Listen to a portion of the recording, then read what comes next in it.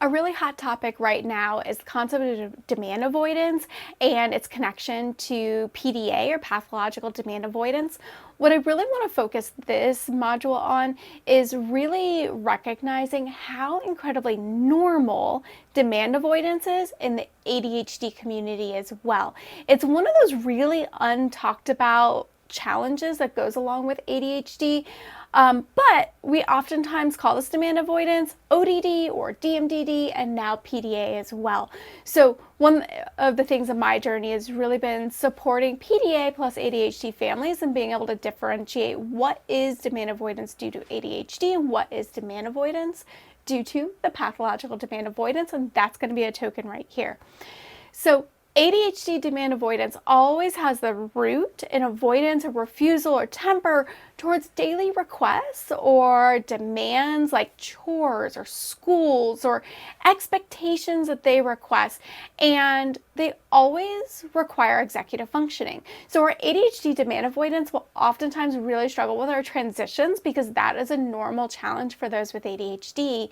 And so the transitional challenge or the demand avoidance might be getting out the door and going to school, or getting out the door and going to a preferred activity like a birthday party, a friend's house, or whatever their extracurricular activity might be, sports or art or whatever they prefer.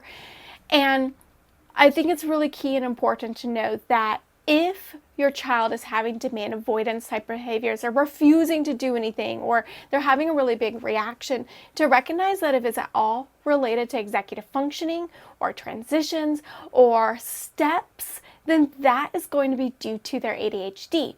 On the other hand, PDA or pathological demand avoidance, that is going to be due to our avoidance or refusal or emotional response due to anxiety. So this is something that they really truly want to do, and it doesn't matter, they just cannot do it. It is the I can't response.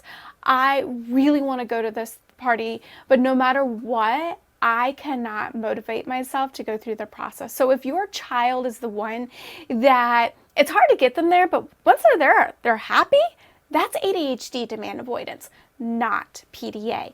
And yes, you can absolutely have both. In fact, many of my families will toggle between an ADHD demand avoidance and a PDA demand avoidance, and that is super normal and common, and that's okay.